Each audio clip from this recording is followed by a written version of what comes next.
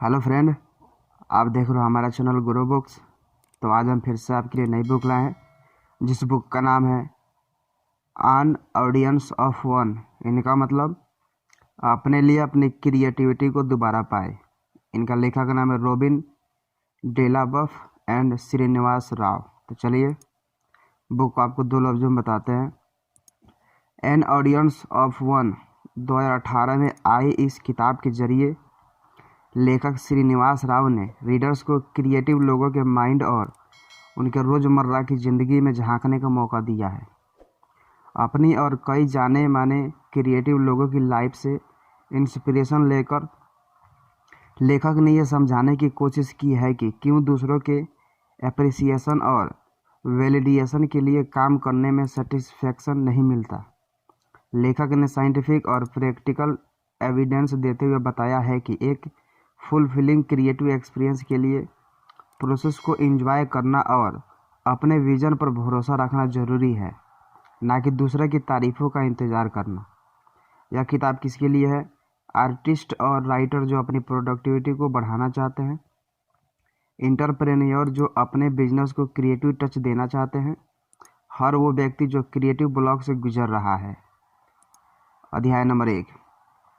अगर आप एक सेटिस्फाइंग क्रिएटिव लाइफ चाहते हैं तो अपने अंदर की आवाज़ को सुने, दूसरों के वैलिडेशन का इंतज़ार ना करें। ना जाने कब से आपके मन में एक किताब लिखने की ख्वाहिश थी, या आप अपनी इमेजिनेशन को कैनवास पर उतारना चाहते थे, या शायद आप सिंगर बनना चाहते थे, या आपका मन गिटार सीखने का था। पर ऐसा क्या है आपके अंदर जो अभी तक आपको रोकता आया है? शायद वो आवाज़ जो आपको कहती रहती है कि इन सब में कुछ नहीं रखा, इनसे घर नहीं चलता, पैसे नहीं आते।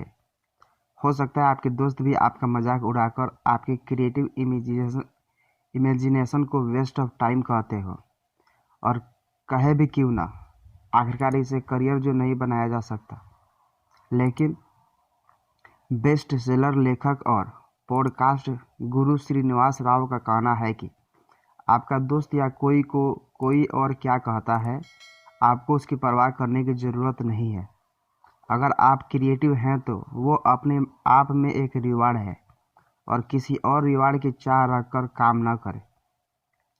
इस किताब के जरिए लेखक एक बहुत ही मज़ेदार ट्विस्ट लेकर आए हैं कि जैसे ही आप दूसरों को खुश करने के लिए नहीं बल्कि खुद के सेटिस्फैक्शन के लिए क्रिएटिविटी करते हैं, तो कुछ ऐसा निकल कर आता है जो आपको कामयाबी तक ले जाता है।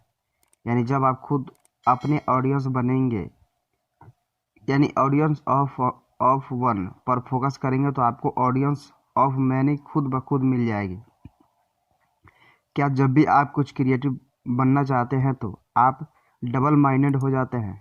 क्या आपके लिए यह तय करना पाना मुश्किल है कि आपने इनर क्रिएटिव वॉइस की सुने, या फिर कुछ ऐसा बनाए जो ट्रेंड में है और सबको पसंद आए?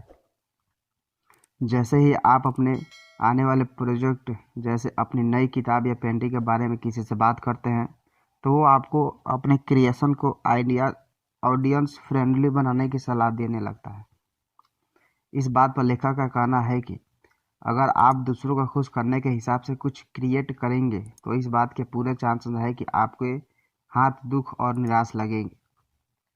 अगर आप फाइनेंशियल रिवार्ड्स, ऑडियंस की तालियां या क्रिएटिव रिवार्ड्स पाने के लिए काम करते हैं, तो आपकी हालात ख़राब होने वाली है, क्योंकि ये सभी एक्सट्रिंसिक मोटिवेटर हैं, यानी वो बाहरी फैक्टर्स जिन पर आपका कोई कंट्रोल नहीं है।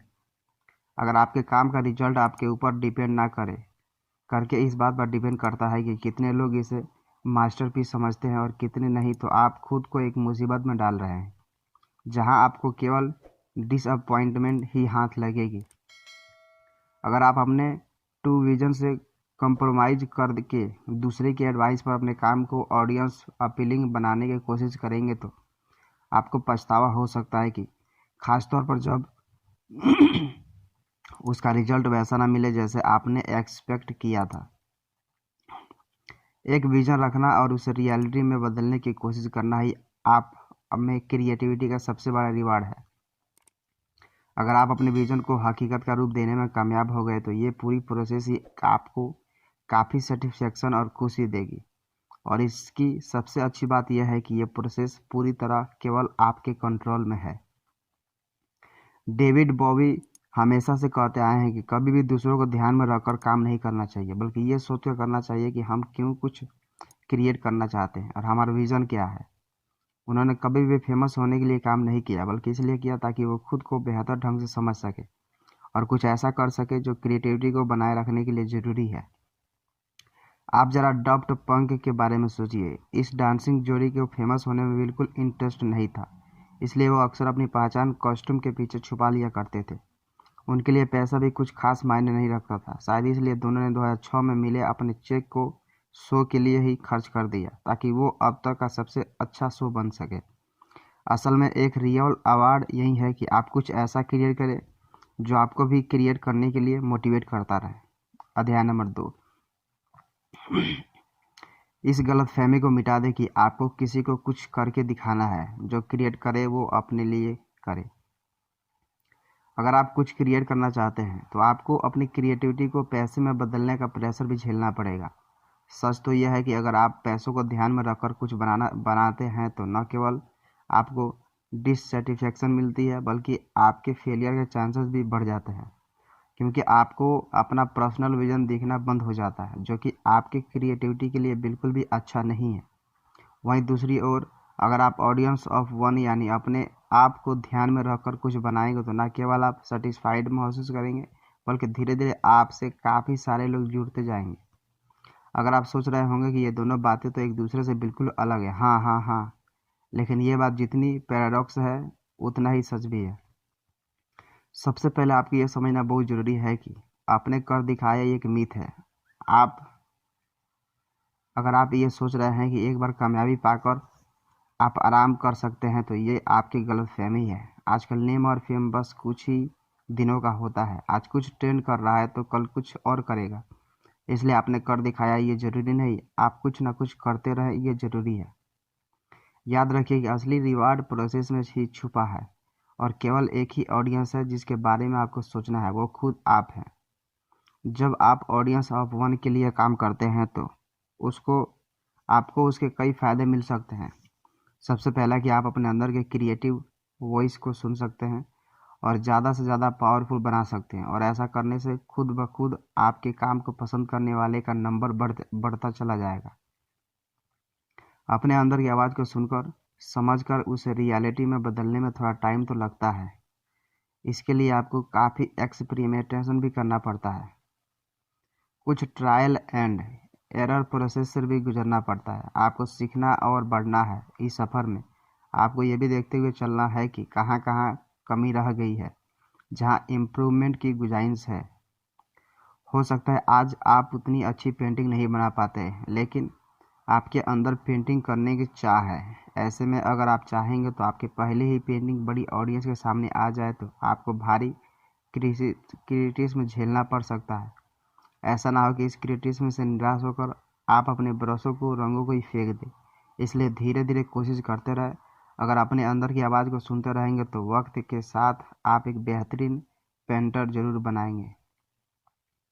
खुद के लिए क्रिएट करना शुरू करें तो क्या हुआ अगर आप फेल हो गए तो तब तक फेल होते रहें जब तक आपके अंदर के क्रिएटिव वॉइस इतनी स्ट्रांग ना बन जाए कि उसे रियलिटी का रूप देने में आपको कोई परेशानी ना हो। ये एक बहुत ही अच्छी और फ्रीडम से भरी फीलिंग है, जहां आपको ऑडियंस का प्रेशर नहीं झेलना पड़ता। आगे आने वाले अध्याय में हम जानेंगे कि कैसे हम अपने अंदर की वॉइस को पहचान कर उसे मजबूत बना सकते हैं। अगर सच में आप चाहते हैं कि आप कुछ बेहतरीन कर सके तो खुद पर भरोसा रखें, प्रेजेंट मोमेंट में जीना सीखें और सोलिट्यूड की प्रैक्टिस करें। अपने क्रिएटिव साइड को पहचान कर उसे मजबूत करके 3 तरीके हैं। पहला है अपने अंदर की आवाज़ को सुनना, दूसरा है नेचर और एनवायरनमेंट की आवाज़ को सुनना, और फिर कहीं जाके तीसरे नंबर पर लोगों को सुनना। अपने अंदर चल रही आवाज़ों को सुनने और समझने के बहुत से तरीके हैं, लेकिन सबसे पहले ज़रूरी है कि आप खुद पर और उस आवाज़ पर विश्वास करें। यानी आप जो हैं जैसे हैं, आपको अपनी वैल्यूज़ क्लियर होनी चाहिए और उसके लिए स्टैंड लेना आना चाहिए। ऐसा ना हो कि आप अपनी ही बातों पर डगमगाते रहें। अगर आपके मन में अपनी वैल्यूज़ को लेकर कोई डाउट है तो खुद से कुछ सवाल कर लें। आपको किस बात पर गुस्सा आता है, आपको किस बात से खुशी मिलती है, आप क्या चाहते हैं, जो लोग आपसे जुड़े वो कैसा महसूस करें। आप चाहे तो इन सवालों के जवाब लिखकर अपना एक मैनिफेस्टो भी तैयार कर सकते हैं। हर मोमेंट में पूरी तरह प्रेजेंट रहना भी अपनी वॉइस को सुनने और उसे डेवलप करने का अच्छा तरीका है। अगर आप मोमेंट में प्रेजेंट नहीं रखेंगे तो आपने अंदर के क्रिएटिव इन्फॉर्मेशन को मिस कर देंगे। हो सकता है जब आप कहीं और खोए हो तो आपके दिमाग में कुछ बेहतरीन क्रिएटिव बातें आते आते रह जाए और आप अपने अंदर की आवाज़ को नोटिस ही ना कर पाए। कई लोगों की आदत होती है फ्यूचर के बारे में प्लान करते रहने की, जबकि असली खुशी तो आज है और अभी है। इसलिए ये सोच कर जिए कि जो है आज है, अभी है। अगर आप ऐसा कर पाते हैं तो आप अपने प्रेजेंट रिसर्चर से भी बहुत कुछ कर पाएंगे। क्रिएटिव होने के लिए अपने दिमाग का जजमेंट फ्री रखना बहुत ज़रूरी है और साथ ही आपको सोलिट्यूड का आनंद लेना भी आना चाहिए। दूसरों को ही नहीं, अपने आप को भी बार बार जज करना और क्रिटिसाइज करना छोड़े, क्योंकि आप क्रिटिसिज्म और क्रिएशन का एक साथ नहीं कर सकते। इसलिए बार बार जजमेंट करना छोड़े और अपना फोकस अपने विजन को रियलिटी में बदलने के प्रोसेस पर रखें। अगर आप सच में अपने अंदर की आवाज़ को सुनना चाहते हैं तो सोलिट्यूड को गले लगाएं। इस दौर आप केवल थिंकिंग विदाउट जजमेंट के प्रोसेस अपनाएं, यानी आपको बिना जज किए बस सोचना है। हालांकि जस्ट थिंकिंग इतनी आसान भी नहीं है, और वो भी तब जब आपके आसपास डिस्ट्रैक्शन की कोई भी कमी नहीं है। इसलिए शायद सॉलिट्यूड को बनाए रखने के लिए आपको थोड़ी मेहनत करनी पड़े, जैसे मेडिटेशन। लेखक अपने इनर क्रिएटिव वॉइस को सुनने के लिए नॉइज कैंसलिंग हेडफोन का इस्तेमाल करते रहते थे। अध्याय नंबर 3, अपने अंदर के क्रिएटिव वॉइस को सुनने के लिए अपने शरीर का ध्यान रखना भी जरूरी है। आपने सुना ही होगा कि एक स्वस्थ शरीर में ही स्वस्थ दिमाग रहता है। इसलिए अपने अंदर क्रिएटिविटी को बनाए रखने के लिए समय समय पर अपने शरीर की आवाज़ सुनना भी बहुत ज़रूरी होता है। यानी अगर आप अपनी प्रोडक्टिविटी बढ़ाना चाहते हैं तो आपको अपनी ओवरऑल हेल्थ और वेल बीइंग का ख्याल रखना पड़ेगा। अपनी हेल्थ और प्रोडक्टिविटी को बढ़ाना एक ज़रूरी पहलू है। अच्छी नींद लेना, अच्छी नींद में अच्छे सपने आएंगे, और कई लोगों के लिए ये सबसे बहुत काम के होते हैं कि इन्हीं सपनों के धागे सुलझाते हुए उन्हें अपने मास्टरपीस का सिरा मिल जाता है। अगर आपको अपने सपनों को समझने में थोड़ी परेशानी हो रही है तो आप उसे लिख भी सकते हैं। धीरे धीरे आपको अपने साफ साफ समझ में आने लगेगा। एक और पॉपुलर ट्रिक है जो बहुत से क्रिएटिव लोग अपनाते हैं। वो है जब भी आप किसी सवाल पर अटक जाए तो सोने से पहले मन में वो सवाल दोहराए। आप देखेंगे कि कई बार आपको सपने के जरिए उन सवालों के जवाब मिल गए। अगर आपको सुबह अपने सपने याद न भी रहे तो कुछ देर अकेले बैठकर अपने थॉट्स को लिखना शुरू करें और उस सवाल का जवाब आपको मिल जाएगा।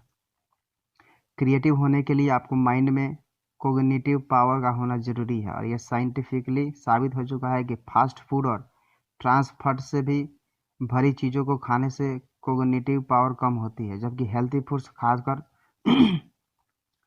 ओमेगा 3 फैटी एडिशन और विटामिन बी से भी भरी चीज़ों में से ये पावर बढ़ती है। इसका यह मतलब बिल्कुल नहीं है कि हर किसी के लिए एक पर्टिकुलर डाइट प्लान काम करेगा। इसलिए किसी और की सुनने से अच्छा है कि आप अपनी बॉडी की सुने। 1-2 हफ्ते तक रोज़ अपना डाइट और अपनी प्रोडक्टिविटी के नोट्स बनाए, फिर आखिरी में देखें जिस दिन आपने सब आसानी से क्लिक हो रहा था उस दिन आपने क्या खाया था, उसी के हिसाब से अपना डाइट प्लान करें। और last but not least, exercise. Science ये बात साबित कर चुका है कि एक्सरसाइज करने से हमारी बॉडी सेल में माइटोकॉन्ड्रिया बढ़ते हैं, और ये माइटोकॉन्ड्रिया हमारे मांसपेशियां और दिमाग को एनर्जी देते हैं। जितना ज़्यादा माइटोकॉन्ड्रिया उतनी एनर्जी। साथ ही ब्रेन सेल का नंबर बढ़ाने के लिए हार्ट रेट को बढ़ाने से बेहतर कोई तरीका नहीं। इसलिए आलस छोड़िए और ज़रा एक्सरसाइज करके हार्ट रेट बढ़ाइए ताकि अपनी बॉडी भी क्रिएटिविटी को सपोर्ट करे। साथ ही साथ एक्सरसाइज सॉलिट्यूड भी क्रिएट करता है, जिससे आप कुछ डीप मीनिंगफुल सोच सकते हैं। अपने काम को बेहतर तरीके से करने के लिए आपके एनवायरनमेंट का भी वर्क फ्रेंडली होना ज़रूरी है। अपने आप के सुनने के बाद अब बारी है अपने एनवायरनमेंट की सुनने की। आपका वर्क पहले से ऐसा होना चाहिए जो आपके इंस्पायर करता रहो। इसका केवल यह मतलब नहीं है कि आप अपनी दीवारों पर इंस्पायरिंग कोट्स के बड़े बड़े पोस्टर लगा लें, बल्कि अपने काम करने की जगह पर जहाँ तक आपकी नज़रिया जाए वहाँ तक सुकून होना चाहिए, वहीं की स्मेल और अरोमा भी सूथिंग होनी चाहिए। तो आइए अपने वर्क पैलेस को आपके क्रिएटिव हब में बदलना शुरू करते हैं। शायद आपने मैरी कोडो द्वारा लिखी life changing magic of tidying up को पढ़ा होगा। अगर ना भी पढ़ा होगा तो इसका टाइटल ही आप में सेल्फ एक्सप्लेनेटरी है। अपने आसपास एनवायरनमेंट में चीज़ों को डिक्लटर करके आप एक साफ सुथरे घर के साथ साथ एक सॉर्टेड माइंड भी पा सकते हैं। लेकिन आप डिक्लटर कैसे करते हैं? आसान है, बस खुद से कुछ सवाल पूछे कि क्या मुझे ये चीज़ पसंद है क्या किसी भी तरह से ये मेरे काम में आती है? अगर कोई चीज़ आपको पसंद ही ना हो, आपके काम आती है, तो ज़्यादा विचार किए बिना उसे फेंक दे। कोई भी चीज़ अगर आपको फील गुड फैक्टर नहीं देती है तो वो आपकी क्रिएटिविटी को कम कर सकती है, इसलिए उससे छुटकारा पाना ही बेहतर है।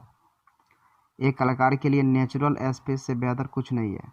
जैसे अगर आप कुछ देर तक नेचर की गोद में सैर करे आएंगे तो न केवल आप सॉलिट्यूड का आनंद ले पाएंगे, बल्कि आप अपनी डीप थिंकिंग को भी जगा सकते हैं। बहुत सी स्टडीज ने यह साबित किया है कि मदर नेचर के साथ समय बिताने से स्ट्रेस हार्मोन कॉर्टिसोल का लेवल 12% तक कम हो जाता है। साथ ही साथ इस प्रोडक्टिविटी कलिंग मॉडर्न टेक्नोलॉजी से खुद को दूर करने के लिए भी हम नेचर का सहारा ले सकते हैं। लेकिन अगर किसी पब्लिक प्लेस पर काम करना आपकी मजबूरी हो तो नॉइज काउंसलिंग हेडफोन आपका सहारा कर बन सकते हैं। कभी कभी हमें आवाज़ों से दूर रहना पड़ता है, लेकिन कभी कुछ सूथिंग आवाज़ें हमारे ब्रेन की प्रोडक्टिविटी को बढ़ा सकती है। कुछ खास तरह के साउंड्स और म्यूजिक इस काम के लिए बने हैं। अगर आप लिख रहे हैं या पढ़ रहे हैं तो आपको किसी भी तरह के लिरिकल कंपोजिशन से दूर रहना चाहिए, लेकिन अगर आप पेंटिंग या स्कल्पचर जैसे काम कर रहे हैं तो लिरिकल सूथिंग म्यूजिक सच में आपके काम करने के एक्सपीरियंस को बढ़ा सकते हैं।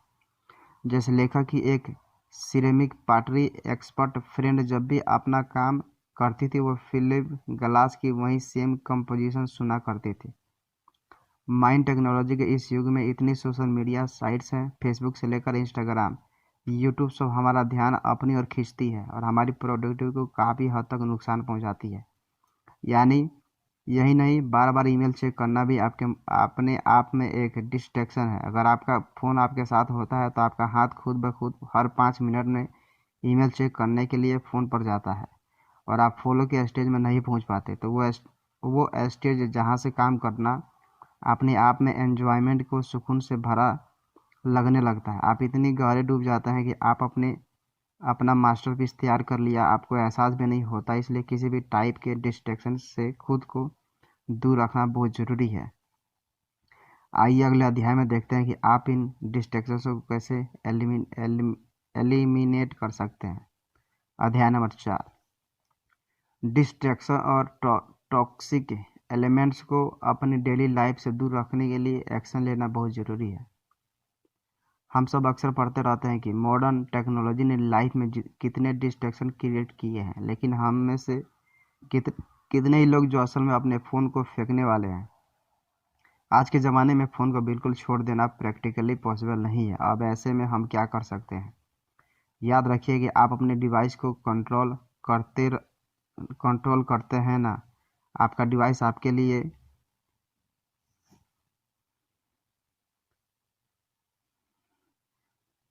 उससे अगर आपने फ़ोन को फेंक नहीं सकते तो इससे होने वाली डिस्ट्रैक्शन को 80% तक कम कर सकते हैं।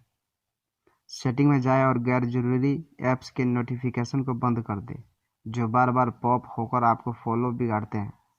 उन पॉडकास्ट, ब्लॉग और वेबसाइटों को खुद को अनसब्सक्राइब कर ले जो आपकी लाइफ में कोई बदलाव ला ही नहीं रहे हैं, ताकि आपका मेल बार बार टिक टिक न करे। आप चाहे तो इस काम के लिए अनरोल मी जैसी वेबसाइट की मदद ले सकते हैं। ये भी कमाल का आइडिया है। जब भी आप कुछ सीरियस काम करना चाहते हैं जिससे आपको अपना 100% देना है तो आप अपने फ़ोन को कुछ देर के लिए स्विच ऑफ कर सकते हैं या उसे साइलेंट करके किसी और रूम में रख सकते हैं। आप अपनी डेली रूटीन में फ़ोन अनप्लग टाइम फिक्स कर सकते हैं, जिस दौरान आप खुद को फ़ोन से दूर रखकर क्रिएटिविटी पर फोकस करें। आप चाहे तो ऐप्स फोकस रेक्यू टाइम और यहाँ तक कि फेसबुक न्यूज़ फीड एडिटेक्टर जैसे प्लग इन का इस्तेमाल करके अपना स्क्रीन टाइम कर सकते हैं। लेकिन हमारी लाइफ में केवल टेक्नोलॉजी ही डिस्ट्रैक्शन का कारण नहीं है, बल्कि कई ऐसे रिश्ते और कई ऐसे लोग हैं जो हमारी लाइफ में रहकर निगेटिविटी को बढ़ाते हैं।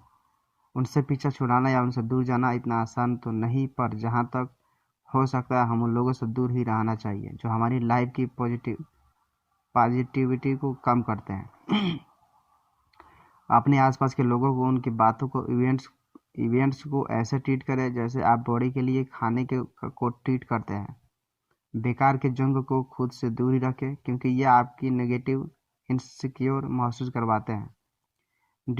डिस्ट्रैक्शन को खुद से दूर रखने के साथ साथ आप अपने वर्क एनवायरनमेंट में कौन कौन से टूल का इस्तेमाल करते हैं उसका भी ध्यान रखें। आजकल बहुत से ऐसे टूल्स आ गए हैं जो न केवल आपका काम आसान बनाते हैं बल्कि आपका समय भी बचाते हैं। इन टूल्स का इस्तेमाल करते समय इस बात का ध्यान रखें कि आप केवल उनका ही इस्तेमाल करें जो आपके काम में मदद करे, ना कि आपकी क्रिएटिविटी का काम कम कर दे। जैसे अगर आप एक फ़ोटोग्राफ़र हैं तो आप ऐसी ऐप्स का इस्तेमाल कर सकते हैं जो आपकी अपनी फ़ोटो को मनचाहा रूप देने में मदद करें। उनका नहीं, जिनमें पीसेंट इमेजेस हो। हर चीज़ को ऑटोमेटिकली करने की कोशिश ना करें। अपने क्रिएटिविटी को छोड़ो, घोड़ों को भी दौड़ाएं। कुछ अच्छी आदतों को अपनी लाइफ का हिस्सा बनाकर अपनी क्रिएटिविटी को बढ़ाएं। जैसे आपको बुरी आदतों को छोड़ना है तो वैसे ही अच्छे को अपनाना भी है जो आपकी प्रोडक्टिविटी को बढ़ा सके। ऐसे ही एक आदत है एस्टिनेटिक एंकर, यानी वो रोज़मर्रा की आदतें जिसमें आपको ब्रेन को सिग्नल मिले कि काम का वक्त हो गया है, आप फोकस कर सके। जैसे भले ही घर में कितना भी शोर हो, अगर आपकी आदत है कि पहले आप अपनी कॉफ़ी बनाते हैं फिर कॉफ़ी मग और ईयरफोन के साथ काम शुरू करते हैं, तो जैसे ही आप ईयरफोन लगाकर कॉफ़ी का सिप लेंगे वैसे ही आपके दिमाग का सिग्नल जाएगा कि लेट्स वर्क। दूसरी अच्छी आदत है कि आप रोज़मर्रा की लाइफ में डिसीजन मेकिंग की थकान को कम कर सकते हैं। एक स्टडी में पाया गया है कि हम डेली लाइफ में लगभग 300 डिसीजन रोज़ ले रहे हैं। आप सोच सकते हैं कि इन डिसीजन को लेने में हमारी कितनी कोग्निटिव एनर्जी खर्च होती होगी, वो एनर्जी जिसे हम अपने क्रिएटिव वर्क के लिए बचा सकते हैं। इसलिए कल से आप एक आदत डाल लें कि सुबह उठते ही एक लिस्ट बनाएं उन डिसीजन की जो आपको दिन भर में लगभग रोज़ लेने होते हैं। जैसे क्या खाना खाना है, क्या पहनना है, कहाँ जाना है, घर में क्या क्या कम है। इन सभी की लिस्ट बनाकर रोज़ इनके जवाब उठते ही लिख कर रख ले, ताकि दिन भर डिसीजन मेकिंग में खुद को एडजस्ट करने की ज़रूरत न पड़े। बहुत से क्रिएटिव लोग किसी यूनिफॉर्म की तरह रोज़ के लिए अपने ड्रेस तय करके रखते हैं, ताकि डेली उनके सर काम से कम एक नॉन क्रिएटिव डिसीजन का बोझ तो कम हो। या यूनिफॉर्म का मतलब यह नहीं कि आपको अपनी अलमारी में एक ही तरह के 6 से 7 कपड़े रखने हैं। इसका मतलब बस इतना है कि जैसे स्कूल में डे वाइज ड्रेस डिसाइड होती है, वैसे ही आपको अपनी डिसाइड ड्रेस रूटीन को रिलीजियसली फॉलो करना है। क्रिएटिव लीडर स्टीव जॉब्स भी यही किया करते थे। वो हर वीकेंड अपनी अलमारी से अगले एक हफ्ते के हिसाब से कपड़े जमा कर दिया करते थे। यही काम अपने आप खाने के साथ और अपनी अपॉइंटमेंट्स के साथ भी कर सकते हैं। अच्छी आदतों को लाइफ का हिस्सा बनाते समय याद रखना भी ज़रूरी है कि ये एक ग्रेजुअल प्रोसेस है। आपको इसकी आदी होना में टाइम लगेगा। खुद के लिए अनरियलिस्टिक गोल्स ना सेट करें। जैसे आपका गोल अगर डेली 1000 वर्ड्स लिखने का है तो ये ना सोचें कि पहले ही दिन आप इसमें कामयाब हो जाएंगे। खुद को रूटीन में सेटल होने का समय दें, वरना आप निराश से भर जाएंगे और अपना पेन और पेपर फेंक कर खुद को कोसने लगेंगे। बेहतर है आप अपने प्रोग्रेस को एक सीरीज की तरह देखें। जैसे पहले दिन कम से कम एक सेंटेंस लिखें, दूसरे दिन एक पैराग्राफ, तीसरे दिन एक पेज और धीरे धीरे आगे बढ़ते जाए जब आप 1000 वर्ड्स डेली के अपने टारगेट को हिट ना कर ले। इस बात का हमेशा ध्यान रखें कि फॉलो बनाने में कम से कम 1 घंटे का समय तो लगता है, इसलिए अपने वर्किंग ओवर को इस हिसाब से एडजस्ट करें कि आप फॉलो के स्टेट में ज़्यादा से ज़्यादा देर तक बने रहें। ऐसा ना हो कि जैसे ही आप फॉलो में आए वैसे ही आपके काम का समय ख़त्म हो जाए और आप कुछ बेहतरीन क्रिएट करते रह गए। अध्याय नंबर 5, सबसे बेस्ट क्रिएटिव वॉइस को वही है जो दूसरों की तो सुने पर अपने आप के साथ भी ईमानदार रहे। जब आप अपने आप की और अपने आसपास के एनवायरनमेंट की सुनना शुरू कर दे, तब बारी आती है दूसरों को सुनने की। जैसा कि इस किताब में पहले ही कहा गया है कि आपको ऑडियंस ऑफ वन के हिसाब से काम करना है, यानी खुद के लिए काम करना है। इसका ये मतलब नहीं है कि हम दूसरों को बिल्कुल इग्नोर कर दें। जैसा कि लेखक ने पिछले अध्याय में बताया है कि आपको अपनी लाइफ में टॉक्सिक लोगों को दूर रखना है, लेकिन साथ ही साथ अच्छे और पॉजिटिव कनेक्शनों को बढ़ाना भी है। वो कनेक्शन जो आपको सपनों को उड़ाने के लिए पंख दे, ना कि आपको पैरों में बेड़ियां बांध दे। लाइक माइंडेड लोगों की कम्युनिटी का हिसाब बनाना अपने आसपास पॉजिटिविटी क्रिएट करने का एक अच्छा तरीका है। आपकी ही तरह सोचने रखने वाले लोगों न केवल आपको इंस्पिरेशन और एडवाइस देते हैं, बल्कि आपके लिए एक सेफ्टी नेट की तरह भी काम करते हैं, जिसके अंदर आप खुद को कंफर्टेबल और वैल्यूएबल महसूस करते हैं। आप वीकेंड या मंथली डिनर या लंच प्लान कर सकते हैं आपने लाइक माइंडेड क्लब के साथ। इस गेट टूगेदर से आप खुद को तारोताज़ा महसूस करेंगे।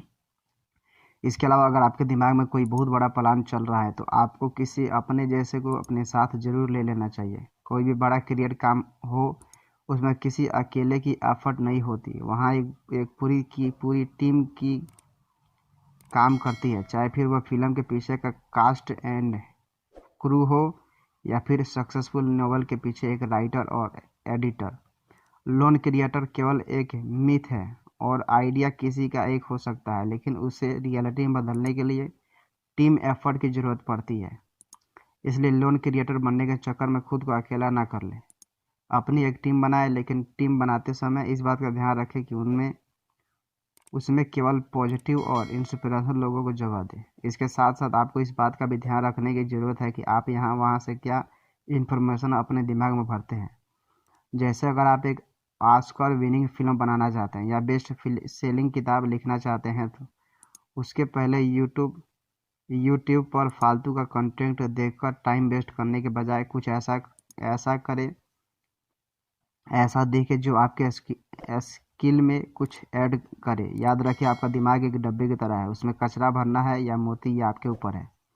अगर आप कुछ नया और यूनिक बनाना चाहते हैं तो जो आप बनना चाहते हैं उससे कुछ अलग इन्फॉर्मेशन भी सीखें। जैसे अगर आप एक ब्लॉग करना चाहते हैं तो दूसरे के ब्लॉग को देखकर सीखने की जगह आप अपने पसंदीदा पोएट या लेखक के कामों को देखें और उससे इंस्पिरेशन लें। हो सकता है कि इससे आपका मन इसके अपना ओरिजिनल एंगल मिल जाए।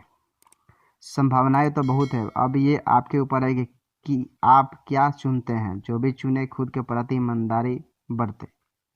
कुल मिलाकर अपने दिमाग में बैठे ऑडियंस के डर को और उनकी अप्रूवल के लिए कुछ बनाने की कोशिश ना करें। खुद की खुशी और सेटिस्फैक्शन के लिए बनाएं और क्रिएटिव प्रोसेस के सुकून को महसूस करने के लिए बनाएं। अपने अंदर के यूनिक और ओरिजिनल क्रिएटिव वॉइस को सुनने के लिए अपनी बॉडी और माइंड की आवाज़ सुनें और उसकी ज़रूरतों पर ध्यान दें और उसे पूरा करें, ताकि आप अच्छा महसूस कर सकें और अच्छे से सोच सकें। टॉक्सिक और डिस्ट्रैक्टिंग चीज़ों को अपने एनवायरनमेंट से दूर रखें। आखिरकार एक सपोर्टिव कम्युनिटी का हिस्सा होना आपकी क्रिएटिविटी को बढ़ाता है।